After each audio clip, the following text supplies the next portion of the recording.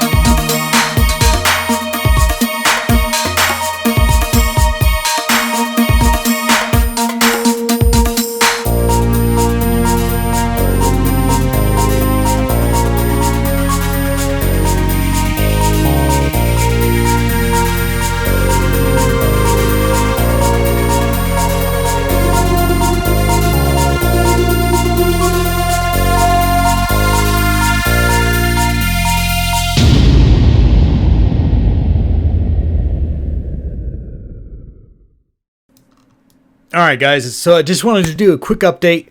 We got pretty much the airplane portion down from car to airplane. As you can see here, there is a whole lot of logic here. And the reason why I have a whole bunch of logic is because I didn't want the vehicle controls to switch from one... I want the vehicle controls to switch from one mode to the other.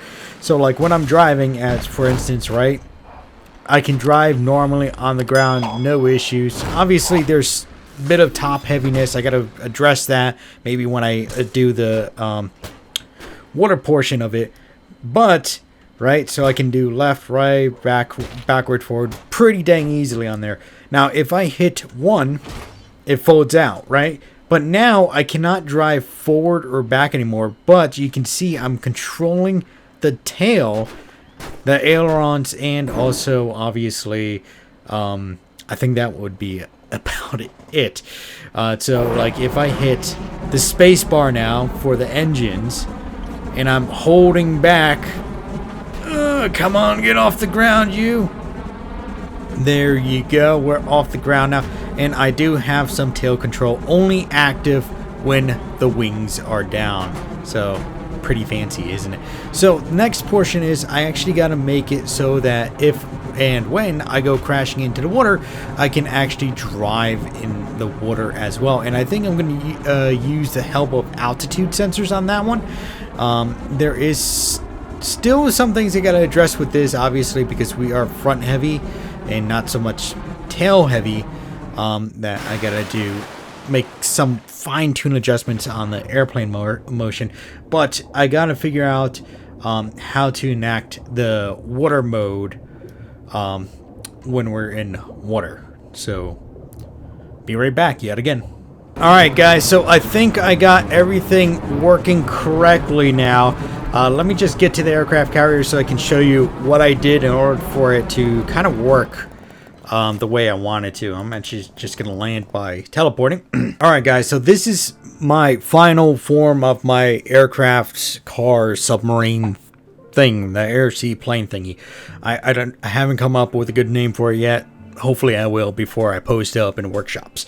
Anyway, so first of all, I have two distance sensors on here, right, on the wings, and those are actually sending positive and negative input, excuse me, to these gates right here and these gates in the middle. Now, these gates are actually sending information to the engines and also the steering hinges. So, what's going on here is that, first of all, anything that's green is a positive signal. Anything that's red is a negative signal. So, what's going on here is that distance sensor is sending information to this AND gate, saying that the wing has to be up in order for this gate to work. And when I'm pushing down W, it will send the W command to these Bulldog engines, which anything that has a green input on here will go forward. Same thing with red, just in reverse. So, oh wait, can I actually program those? Oh, I could program those. Neat. Anyway. So, from there, right, these steering hinges, these two steering hinges in the middle, are actually programmed to an OR gate. And the reason why I program them to an OR gate is to ensure that a correct information is being sent to these steering hinges, allowing them to steer left and right. And also, so that I think there was an issue with programming wise where I was trying to do the AND gate and then I was trying to do the both AND gates and they weren't working correctly, so that's why I used the OR gate. So because the OR gate, it doesn't care what input you have, it'll just send out the corresponding signal to actually send it send out the next signal, so we can steer on the ground now. As soon as these distance sensors go away, another input from this side on these logic gates, which is alpha 1, which is the control button that I need in order to fold out the wings, allows us to have pitch, roll, and Y yaw control. Not Y control. Yeah, pitch, roll, and yaw control. And the way it does that is it sends these are again positive, negative, are sending information to their corresponding AND gates, and which sends it to a corresponding OR gate in order for to send this out. So for instance, this is alpha, this is Q. Q is actually for the yaw axis, right? Which is then sending a which the yaw is sending to, I don't know, an OR gate somewhere back here, and then the OR gate is sending it to over here, which is allowing the tail to turn left or right, depending on if I'm hitting Q or E for the y-axis. Honestly, this is so convolutedly complex. Maybe you guys will probably have an easier time narrowing it down. So another thing that I did, WNS, since they stopped working on the engines, they control the pitch control back here, and then A and D will control the roll control over here, which is these rotating servos. So the only other thing I did is I have this altitude sensor, which is sending information to these AND gates right here, 1 and 2, which is allowing the prop to go off below -1. However, those are actually being sent to, these AND gates are being sent to this OR gate, which is also doing the same thing as everything else. It's, again, very convoluted, but it works, to say the least. So, I can drive, right? Let me line up on the line here.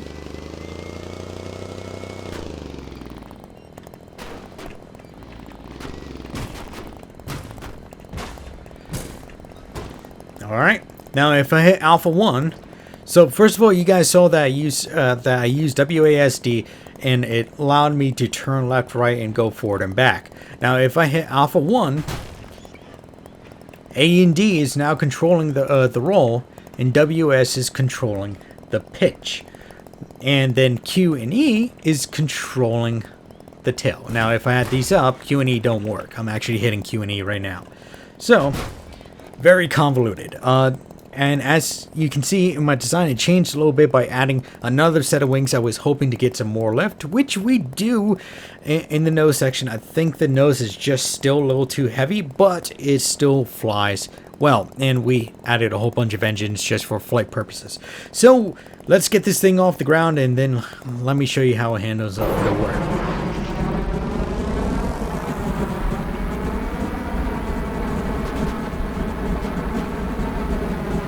Woohoo!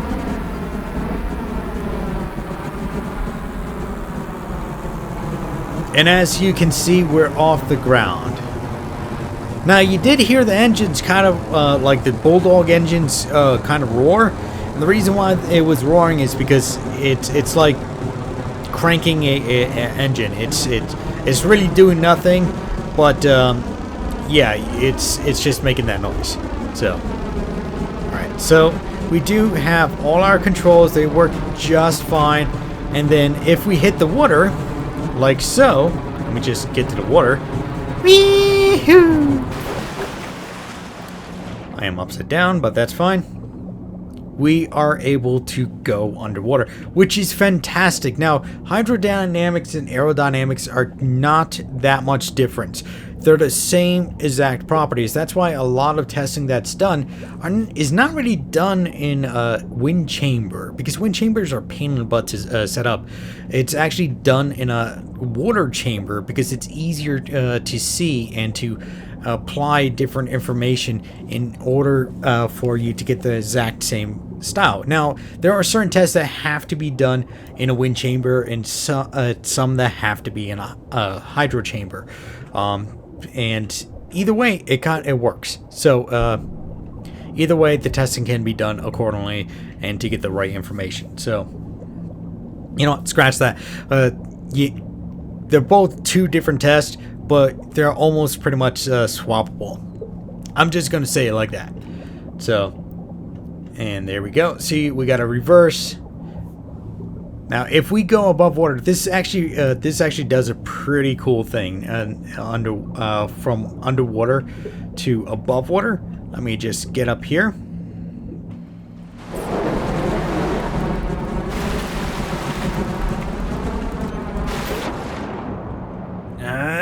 Come on, you can do it. You can do it. There we go. We're out of the water. Now, I don't know if this cockpit was originally designed to be water proof, like the diving bell, where you can go underwater with it. So I don't know how long this is going to be like this, unless they're going to do an update later on. But for the most part, I'm kind of happy with this creation. I know there could be some improvements on it. You know, maybe lining up the front end, changing out some logic gates, you know, really cutting down on some stuff. So if you guys have any suggestions, make sure to leave it down below in the comment section. I want to hear from you guys. And did you guys know that it was 85% of you guys not subscribed to the channel? Recently, it looked like about 90% of you guys are not subscribed to the channel. So make sure to hit that big red subscribe button down below. And as I always say, folks, like, subscribe, and share. Spread the love, and I hope to see you next time here on Command Wolf Gaming. Bye-bye now.